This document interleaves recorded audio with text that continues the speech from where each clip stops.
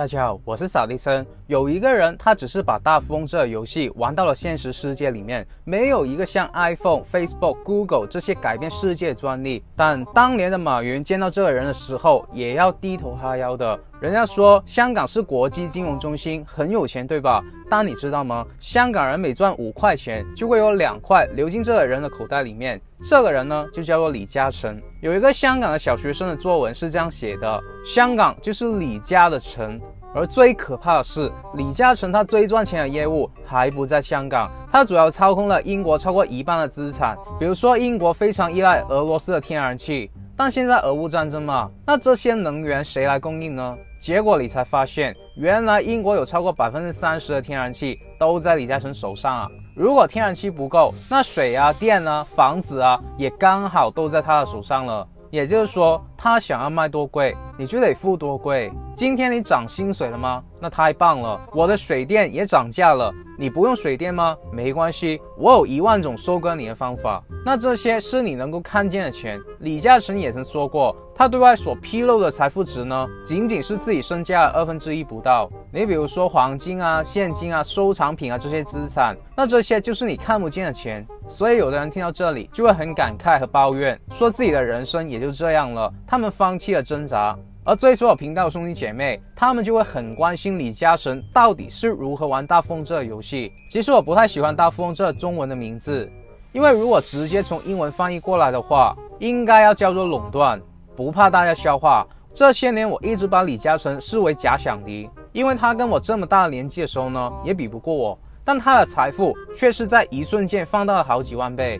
所以我就把李嘉诚这个人研究到极致，终于找到了这个方法，也提醒自己将来也要跟他玩同一个游戏。那么今天我将会把我研究的一切毫无保留的公开给大家。这部影片可能会得罪某些大佬或者是权贵，我希望大家可以为我撑腰点赞，也顺便让 YouTube 推送给你更多让你致富的免费影片。另外，这频道是专门培养企业家、投资家、有钱人的。如果你想要跟我连接，除了可以免费订阅我的频道，还可以去 TikTok 关注我扫地僧哦。首先记着，失败者才去竞争，领袖只做垄断，不是成为市场的第一，而是成为市场的唯一。香港有4大家族，整个房地产市场呢，都是他们说了算的。而李嘉诚就是其中一个。你们知道为什么大富翁玩的是让你不断的买地吗？因为当你住我的房子，那你是不是指定要用我的物业管理呢？还有我的水电天然气，而且一旦你用了，你所有的生活习惯、个人资讯都在我这边。在当今这时代，这些就叫大数据。那李嘉诚他们到底如何垄断香港的土地呢？要很多钱吗？其实这4个人早就布好一个垄断局了。大家都知道，香港是一个很小的地方，但它的金融呢却搞得很国际化，就是说很多国外的钱呢都喜欢流进香港，再流进内地，因为香港的税比较便宜等等的原因。那钱多就会吸引到想要赚钱的人嘛，所以4大家族非常的清楚，香港这地方肯定越来越多人。而最重要的是，这里走的是资本主义，也就是说我们资本家就可以在这边玩大富翁的游戏了。怎么玩？买地，然后盖房子嘛。因为香港的城市都开发的差不多了，市中心呢都已经没有地方可以开发了，所以如果还要盖房子的话，是肯定要到郊区那些农地入手的。而这些农地在早期呢是非常便宜的，那普通人的思维就会想着买下这些农地，未来想要盖多少就可以盖多少房子了。房地产玩的是周转嘛，跟银行借钱买完了地，然后就尽可能的把房子盖好，把钱收回来，再向银行借更多的钱。恒大是不是这样的？所以就有点倒霉了。这4大家族呢不是这么想的，他们要的是利益最大化。我不断的跟政府买地，但不代表我要不断的盖房啊。我不盖房的原因呢很简单，就是让土地再变得更少嘛。然后我还不断的引进人口，也就是说房子的需求是不是不断的增加，同时供应是不是变少？那现在我其他在卖的房子是不是就会升值啊？你没得选嘛，你只能买我的房子，所以价格就随我而定。那现在的房子都已经卖得很贵了，未来我在农地盖的房子是不是要卖得更贵啊？这就叫水涨船高。比如说啊，我用1个亿买了一块农地，我拿完这块地之后就囤积起来了，也不盖房，我不急，对吧？先把手上房子的价格先推高，以前值100万的房子，现在因为刚需增加了嘛，所以就要卖你1000万，你不买也得买。好了，当你买完了之后，我再把手上的土地慢慢的释放出来。这时候我有2个选择，第一就是继续的盖房嘛。那第二，以前我买回来1个亿，现在没地了嘛，那我喊价就可以涨到2个亿，然后我就可以直接的卖给那些其他的小的房地产商，这样我连盖房子的这一步都不用做。本来政府卖地给我们是想让我们去盖房的，让老百姓住得好一点的，现在好了，地在我们手上，我想要怎么干就怎么干。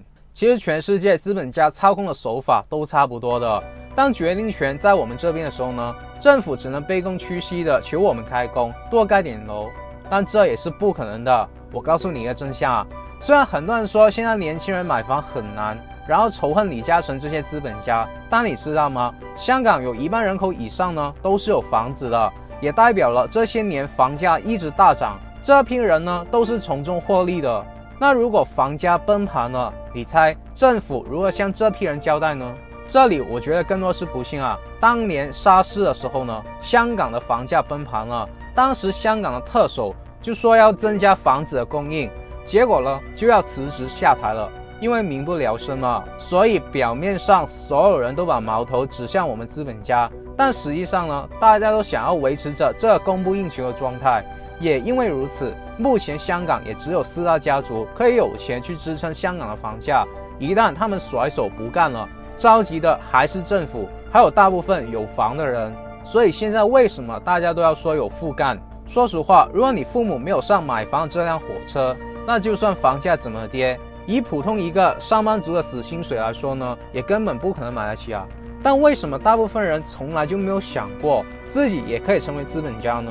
为什么我们就不能建立属于自己的品牌，然后先垄断一个小的市场开始，再慢慢扩大呢？我告诉你，我以上说的这些呢，全都不是励志的话。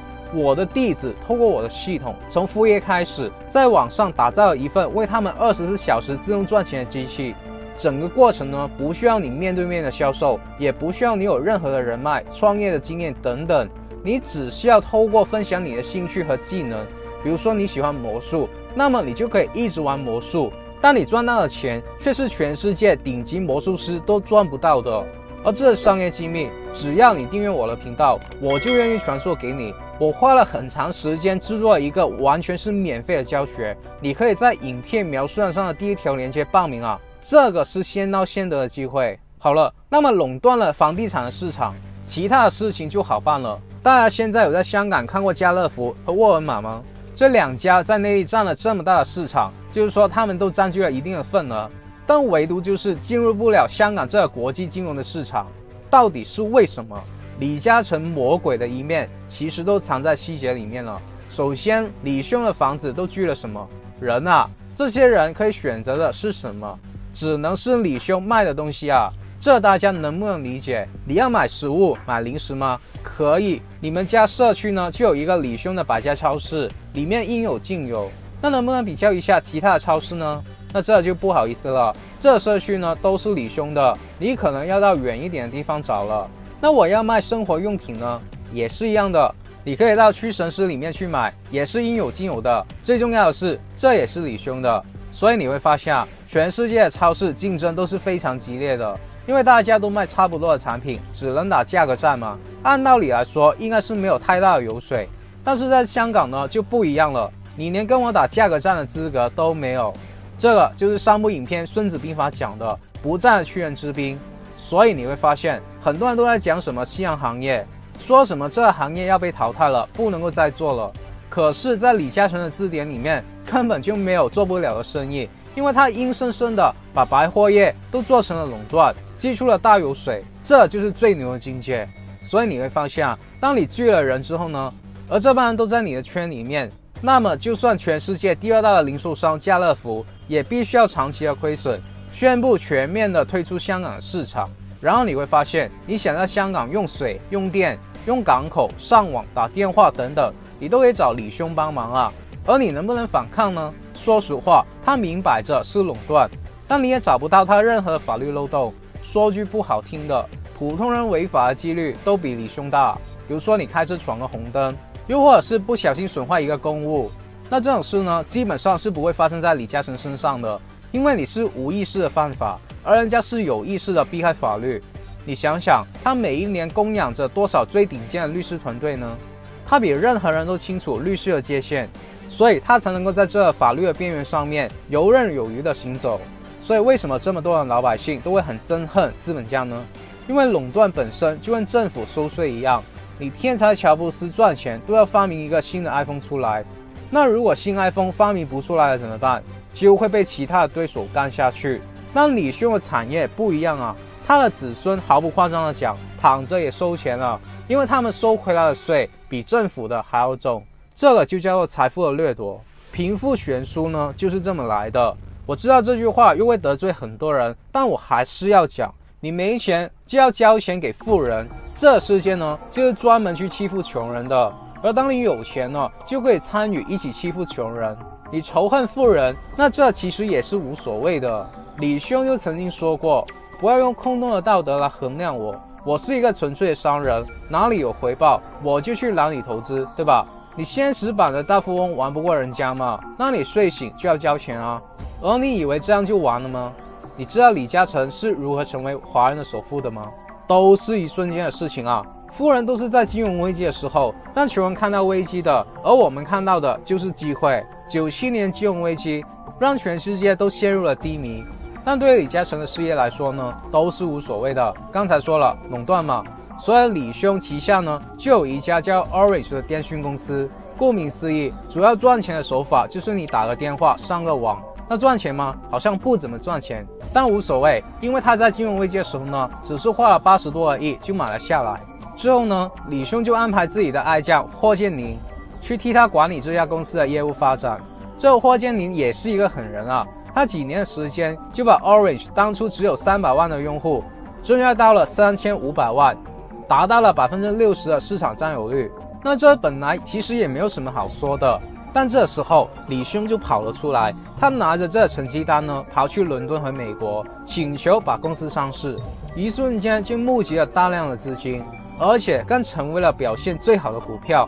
为什么李嘉诚的股票都这么受普通股民的追捧啊？还是因为被他垄断的特性吸引了。那股价炒了起来之后，新闻报道就说李兄他提前预见了危机，觉得 Orange 的业务很难做了，因为当时互联网出现了嘛。那这种移动通讯的打电话的业务呢，就很有可能会出现饱和。然后当时在这个通讯行业还有2家公司跟李兄一起竞争的，那么当时李兄呢就升起卖公司的想法。也因为如此，一场载有史册的经典商战就诞生了。你可以把它理解为通讯行业的3国鼎立。而李兄的那一国呢说不干，那是不是就说其余的2国谁能够买下 Orange， 谁就能够成为真正的老大，完全的拿下整个通讯的市场呢？鹬蚌相争去买 Orange， 那就一定可以卖出一个好的价钱啦。李兄这渔翁不就得利了吗？所以消息一放出去啊，1周左右的谈判，李兄就把 Orange 卖了，大概也就赚了1500亿的港币吧，投80多亿赚了1500亿。而在那个年代呢，这1500亿可是天文数字啊。然后李兄就很帅的说，只要价格合适就可以交易。所以你会发现啊，卖产品不怎么赚钱，卖品牌背后的股权呢，就可以让李嘉诚瞬间成为华人首富。他这一招厉害的地方呢，就是找到了2个接盘侠，他可以在股价高的时候把 Orange 卖出，然后在股价低的时候再把它回购。最后你会发现，公司的控制权呢，依然还在他的手里。但这一买一卖就赚了不少钱。所以你会发现，李兄来来去去都是玩这几招。高手过招呢，一般就是把几招练到了极致，然后不断的循环使用，并且无解。你看前些年内地房地产的价格呢暴涨，李兄还是玩老招，回去囤积土地，就这一招就足够让他赚了过百倍的利润，然后在高位的时候清仓。为什么他能够在最高位的时候清仓呢？因为他就是那个操盘的人啊。所以当他把钱放到自己口袋之后呢，他又做出了英国脱欧，引起那边资产大跌的时机，转手就在英国开启了买的模式，也不多，就投了大概4000亿的港币吧，控制了英国25%的电力市场，30%的天然气供应市场，7%的供水市场，40%的商场超市，还有移动通讯，几乎就买下了整个英国啊。那么我常常去思考一个问题，如果李嘉诚现在也身无分文的话，那我跟他有什么区别呢？我想李兄还是可以很快的找到一个很好的方法，然后重新的把事业做起来，甚至做得比以前更好。因为他本来也是从一个非常穷的人爬起来的，他当初没有任何的经验也能够爬得起来，而现在他拥有了经验，就是整个游戏的规则他都精通到要吐了，都能够倒背如流了，赚钱的手法他闭着眼也会玩了。所以很可悲的是，我认为现在我还是比不上一无所有的他。人跟人之间的区别呢，在于思维和内涵的不同。一个项目你怎么做都做不起来，而我跟你一样也没有什么钱，但我懂得转换思维，而且我有经验，那我就能够找到做项目的方法。从这个角度来讲呢，人只需要不断的学习成功人士的思维方式、经验还有精神，那么你自然就会变得越来越成功，这是真的。人在社会呢，首先要了解自己，了解社会，适者生存，就是要自己去适应社会，而不是让社会去适应自己。因为一个人要改变社会是很困难的，哪怕你是总统，你也有很多的无能为力。这世界是许多人用一段时间去改变的，改变可以是好的方向，也可以是坏的方向。我认为真正聪明的人呢，不需要像乔布斯一样试图去改变世界，而是像李嘉诚一样取势、明道、优术。取势排在第一位，就需要顺应时代的发展。有一点非常肯定的，你我之间之所以有连接，就是因为 YouTube 这个平台。也就是说，人停留在最弱的地方，那这个地方就是所谓的趋势，然后就是明道，搞清楚自己的轨迹。今天你喜欢画画，但你父母强迫你去打一份你不喜欢的工作，对啊，你可以生存，但这真的是你的事业吗？为什么不能透过画画成为亿万富翁呢？之后就是优术，不断的优化自己的技能。其实为什么我一直推荐大家 YouTube 创业？因为在趋势上，这完全不需要你太多的启动资金，你只需要在网吧开一台电脑就可以开始赚钱了，每赚到1000块美金都是你的利润。然后你还可以做自己最喜欢的东西去赚钱，比如说 YouTube 最赚钱的那些呢，都只是那些小朋友，他们玩着自己喜欢的玩具，打着游戏，又或者只是跟小狗去玩，随随便便都过亿的美金。而最重要的是，他们还可以不断优化自己的技术，成为长期发展的事业。那么很多人就问我没有口才，也没有经验，也没有想法，还可以在互联网创业吗？答案是肯定的，因为影片是可以无数重拍的。那关于没有经验，人家小孩一年赚几个亿美金，他连做人的经验都没有，你比他还要差吗？而且他还不懂商业的模式。至于你没有想法，这个问题解决的办法呢，就是要找有想法的人。我们创业商学院就是为此而存在的。我会永久的带着你们去创业，告诉你做什么，怎么做。这些呢不是随便说的，而是我本人实践过以后，调查过市场以后，总结过市场数据以后呢，才公布教大家的。我会在里面帮助你找到自己的势、道还有术。那么这些商业机密，如果你有兴趣，一定要透过影片描述上的连接走进我们创业商学院。现在加入，除了前期优惠之外，还可以获得我们财富自由品书会的永久会籍。我会在里面不定期的更新财富自由课程，我们团队还会解读100本书。最重要的是，我们有一个几千人的 Facebook 群组，让大家在里面抱团，分享赚钱的第一手资讯和资源。而这前期优惠会随着更新而取消。其实为什么我喜欢研究李嘉诚呢？还把他当作假想敌呢？因为我发现他的境界实在太高了。我当年读到一篇文章，说李兄在请长江商学院的那些大企业家吃饭，然后他们吃完饭嘛，李兄就很自然的跟每一个大企业家握手道别。然后当时发生了一件让我很纳闷的事情，李兄看到门边大概离他有10几米远，有一个 waiter 站在那边，李兄他居然笑嘻嘻的跑了过去，主动的跟这个 waiter 握手，表示感谢。我当年是完全读不懂他这是为什么，这不是浪费时间吗？这不是多此一举吗？李嘉诚的身价有多高啊？时间有多宝贵啊？难道他是想要吸取眼球，为自己去铺垫一个好的人设吗？而这不是特例啊，因为我看过一个李嘉诚的传记影片，李兄他去打高尔夫球，然后进门的第一时间呢，他也是跟工作人员打招呼问好的。大家知道他为什么要这么做吗？我告诉你，李兄他不是在浪费时间，而是他看透了人间的规则，他做事已经滴水不漏了。记着，我们当老板的人呢，我们的经济条件大多数都比身边的人好一些，社会的地位也会高一些，那么我们就很容易在有意无意之间呢，刺激到身边那些地位很低的人。那心胸开阔的人呢，就可能会原谅我们了。但如果碰到那些心胸狭窄的人，那我们就要倒霉了。我之前看过一个新闻啊，一个保姆被这个家庭的女主人呢，无意间伤害到了她的自尊。那这个保姆就在这家人都出外工作的时候，对这个小孩子进行了殴打，当然被录像拍了下来。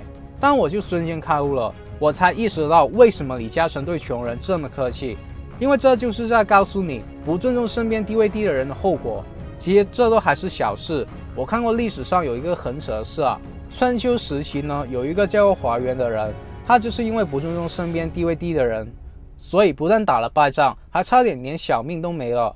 当时华元代表宋国去打郑国，那这个华元呢，就准备在开战前的一个晚上去杀羊，然后煮羊肉汤去给士兵们去喝，本来很正常对吧？大家都开开心心的喝着羊肉汤。但这个华元的车夫呢，就没有吃到羊肉汤，所以就非常怨恨这个华元。我看到这里就很无语了，这样就生气了。但我发现这世界其实很多人都是这样的。那么这车夫呢，当天晚上就在床上翻来覆去的睡不着，他感觉这华元太不是东西了，有羊肉汤都不给自己喝，不给我面子对吧？所以等到两军交战的时候呢，还没有喊开打，这车夫就对华元说，昨晚的羊肉汤呢是你做的主，而今天打仗驾车呢是我做的主。于是就头也不回的驾车冲进去敌军里面了。那这些宋军的将士们呢，就看到傻眼了，也就是说对面什么都还没有干，就活捉了对方的主将华元，宋军也因此就战败了。这就是不尊重还有不重视身边地位低下的人的严重后果。所以我们现在有些人呢，事业才刚刚有点起色，就对人颐指气使，高高在上的感觉就出来了，而实际上呢，身边地位低的人可能都在后面骂你呢，指不定哪一天就坏你的大事。这些人最可怕的，他们连命都可以不要，就是要毁掉你。那你能每天24小时去提防这些人吗？如果不能，那就不要麻烦了，学学李兄去尊重身边地位低的人，别在阴沟里面翻了船。好了，有什么问题可以给我留言，只要你们能在我今天说的内容里面找到一两句话是有用的，能够帮助自己的人生过得好一些，我就心满意足了。那么接下来的每周8点30分，我都会继续分享关于成为富人、企业家、投资家、达到财富自由的免费信息。如果你不想要错过，我还是呼吁你订阅我的频道，然后打开小铃铛，然后无私的把影片分享出去。我真心的祝福为这部影片点赞兄弟姐妹们早日达到财富自由。好了，我们下个礼拜不见不散，拜。